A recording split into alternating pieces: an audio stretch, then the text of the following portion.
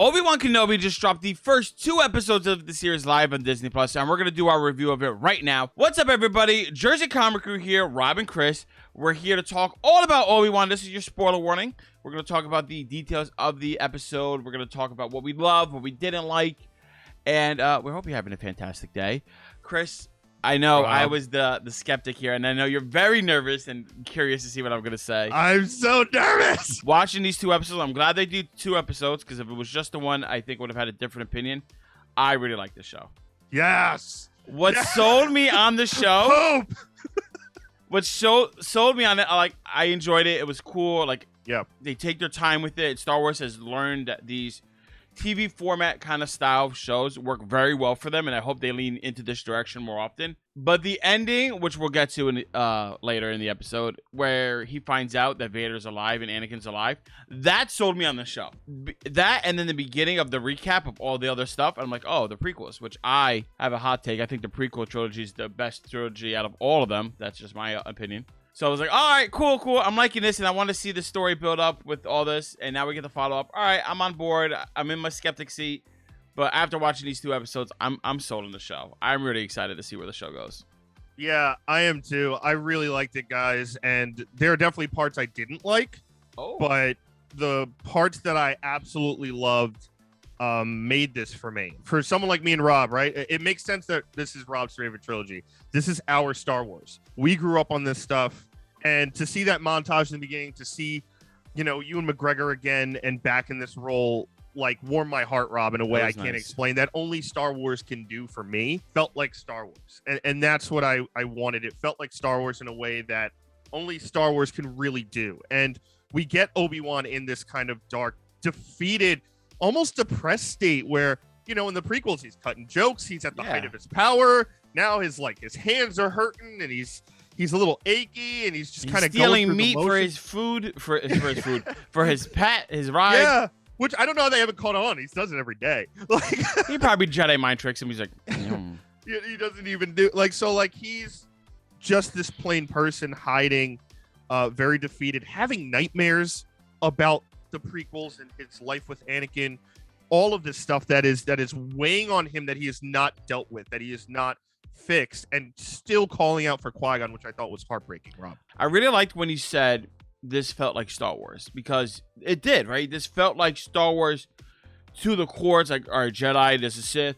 The other shows, Mandalorian and Boba Fett, all this other stuff I enjoy, but it doesn't really necessarily feel Star Wars because it's the extended universe, right? It's all the other stuff. I think Mandalorian does.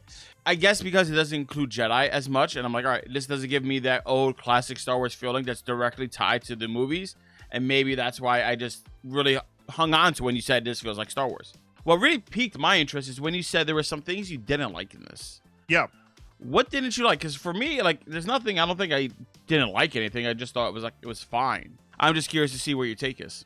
So I personally wasn't a big fan of Reva, aka the third sister. Really? Now, yeah, I don't know if that's how I'm supposed to feel right now. That I don't know if that's the whole point. She's supposed to not be very likable. I found her very one-dimensional and kind of over the top. She has no patience. She doesn't care. Yeah. No, she is no shit's given right now, right? So clearly she wants to get favor with Vader. Maybe I think her overall goal, Rob, is to become his apprentice and to become a Sith, because the Inquisitors aren't Sith. So I think that's kind of her main goal, to be more powerful than the Grand Inquisitor and all that. But she seemed very just over the top, one-dimensional, and just kind of annoying, almost like an annoying teenager who's just rage fueled and has no logic thought process. So I just found her a little bit over the top. It felt to me that she was trying to get all this for notoriety, for acceptance. For some reason, when we saw Order 66 in the beginning, which was great. Oh my God, that was so good. To me, immediately when I saw her and her hunger for acceptance to get Obi-Wan to do all this kind of stuff, I'm thinking she was one of those kids. She's trying to do this to keep following the path of the Jedi, to have others accept her, because they mentioned we picked you up from the gutter. She has something to prove, and that's kind of the mentality I'm given via the story beats. I didn't think anything of it. The only kind of problem I had with her was this over-the-top, her running on the rooftops. I thought she was going to meet up Obi-Wan, and she didn't. I'm like, what? Then why show me all these crazy, cool, which is cool. These flips and stuff. I'm like, all right, cool. But then you just land and you're still late. I'm like, all right, that was a little weird. I didn't really care that was weird. I was bought into the whole thing. What I found annoying though in this show was Leia. As much as I love Leia, and I understand like she's a little kid and stuff like that. I feel like they're going out of their way to like put an emphasis on Leia, because everything else it was all Luke. And I'm glad that we're getting the Leia focus, but like it feels like she has to be so smart, and it's kind of obnoxious. Like, oh, I know what you did here. I'm not gonna listen. I'm just gonna be a rebel. I'm gonna do this. I understand it's the whole kid mentality, but I feel like all this kind of stuff, they're like force feeding, like, oh, Leia's really smart and she's so smart, she's rebellious and she's gonna do her own thing, and then she's gonna become politician. I feel like they're trying to create more character here than there actually was in Leia. That's just my hot take on that. So I disagree on the Leia part. I think the problem with the Leia stuff was the chase scenes. How does Obi-Wan not catch up to a little 10-year-old running around the street? Like, Lucasfilm's been doing this a lot, where there's a lot of like weird chase stuff, and I don't know why they keep doing it. Yeah, like her getting chased by the bad guys. Like, oh, I'm gonna slide in here. You can't get me. I would just grabbed it. And I'm like, just like 1 or 2 times, sure, you trick him, but then after a while, like, what are we doing here? Like, come on. Like, if you're a 10-year-old, we can catch a 10-year-old. But as far as her personality, I loved her personality. I was all for it. I love that the plot shifted towards her. I thought one of the best lines of these 2 episodes was when Bail Organa, Jimmy Smits is back. Fantastic. I love him. Calls Obi-Wan and is like, I need you, old friend. And he's like, I'm not the man I was.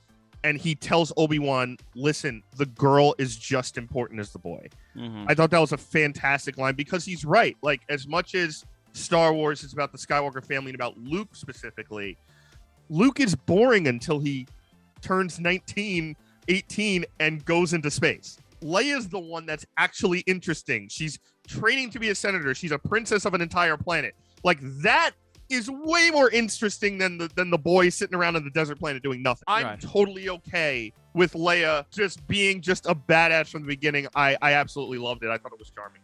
As an actress, she is amazing, that little girl. She deserves an Oscar. She's very good. Very good. Best acting out of the whole show is that 10-year-old little girl. Fantastic.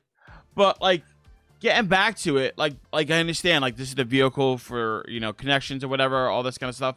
But again, I'm like, all right, Star Wars, we're leaning on this older guy's taking a young guy, young child around, protecting it as a vehicle to tell a story. I was like, we just did this with Mando. Like, I guess we have to do it again. I understand there's more of a connection here. Mm-hmm. I guess I was just expecting a little bit different. And now that I know it's Leia, I'm like, oh, cool. She's going to be here the whole time until the end, and then he's going to go back at the farm. And I'm sure at the end of it, I'm like, oh, I'm going to love it. I was just like, all right, this is a lot of the same kind of vehicle storytelling that you just did before. But, I don't know if that is, though, Rob. Like, I think there's a chance that Leia goes back to, the Organas, and she's on Alderaan. And I would hope so. And that's it, even by episode 3, possibly. And now we're dealing with, okay, the Inquisitors have the scent. They're on Obi-Wan.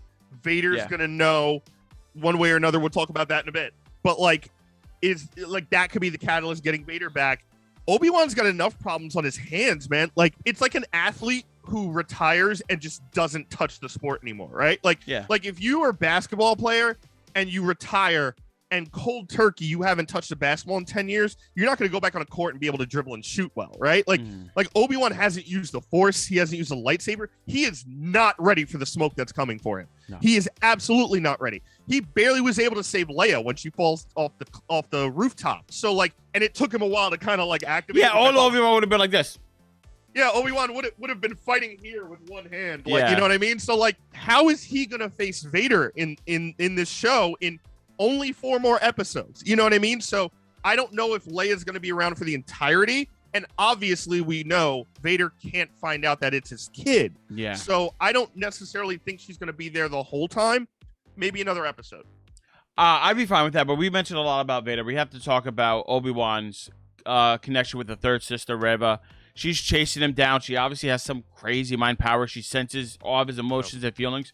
Very cool. Very, very sinister when she walks into this cargo bay ship thing. And then she's like, Kamal and Johnny. Oh, I loved him in this. He was fantastic. But seeing Rhea go to Obi-Wan, oh, you don't know, Lord Vader. Anakin Skywalker is alive, and just the tension, the music stops, and you just pan to Ewan McGregor, Obi-Wan's face, and he's just like in utter shock. He has been practicing that face since episode 3, Chris. Yep. He has been ready and for this. He killed it. Amazing. And that scene gave me goosebumps. It was like, oh my God, this is the weight of Star Wars. This is the weight of Obi-Wan understanding Anakin's still alive. And in that few moments, we see all the emotions run through his face. Guilt, fear, terror. He's like, oh my God, I let him suffer. He became even more into the darkness. He's Lord Vader. That I guess he knows, everybody knows who Lord Vader is at this point. He's the one sending these Inquisitors to kill people, right? The other Jedi who dies and is hung from the arch in Tatooine. Like, all of the Empire, everything is connected to him. And he's realizing all of it, the weight is on him. The final exclamation point is when Leia's trying to talk to him, and it's just like fog underwater. He can't hear everything, and he just freaks out more, and like he continues to sell that emotion, that dread. And then we see Vader's face, and then they're beautiful. I'm like, all right. I'm assuming Vader sensed him. Vader was like, oh. Vader's the strongest mother sucker out there. So he's like, oh, Obi-Wan's fear.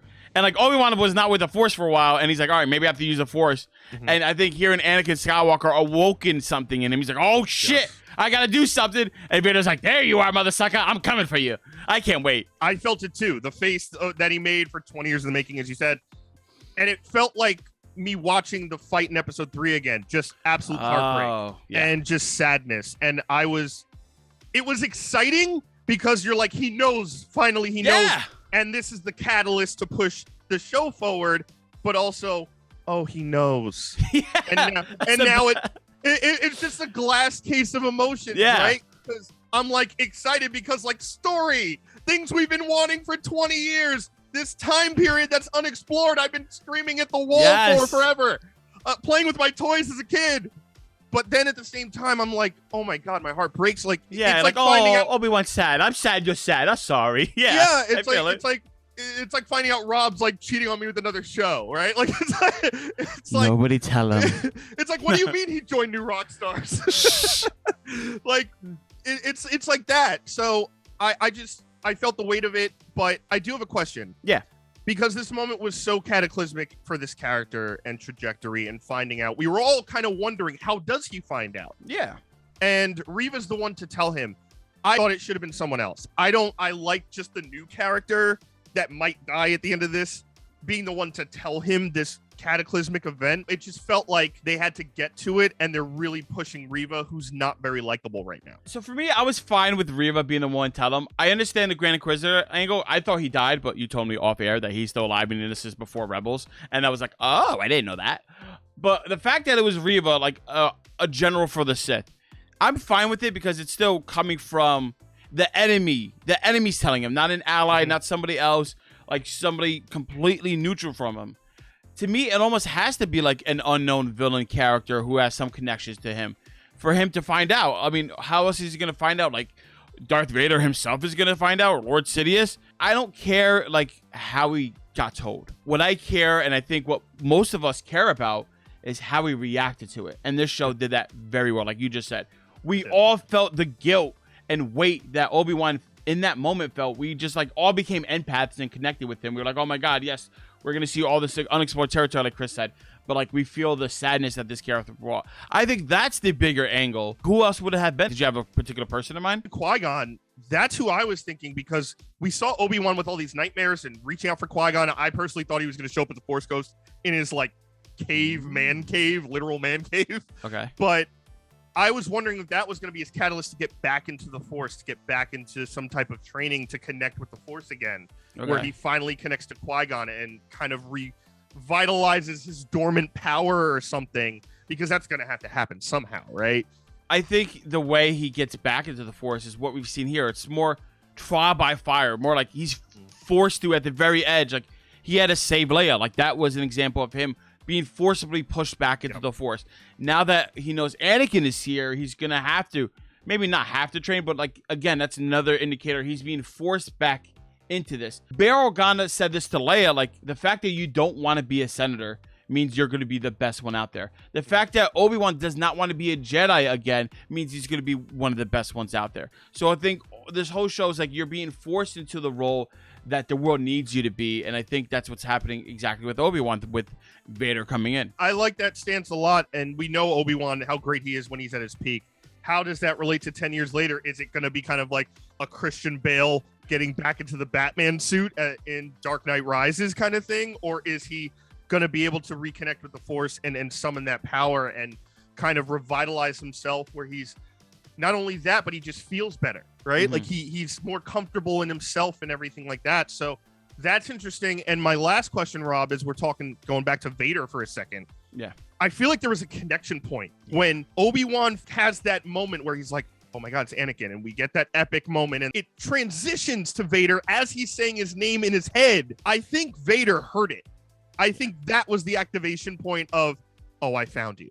And I think the anger in it rose in that like 5 seconds that I've watched 70,000 times. I think you're absolutely right. I think he's, even if he doesn't know exactly where he is, he senses him on the Force. Vader has been so in tune with the Force. I'm assuming during his time in that bacta tank, since he can't physically do things with the Force, it's all mental, spiritual, connecting with the Force, searching out for Obi-Wan.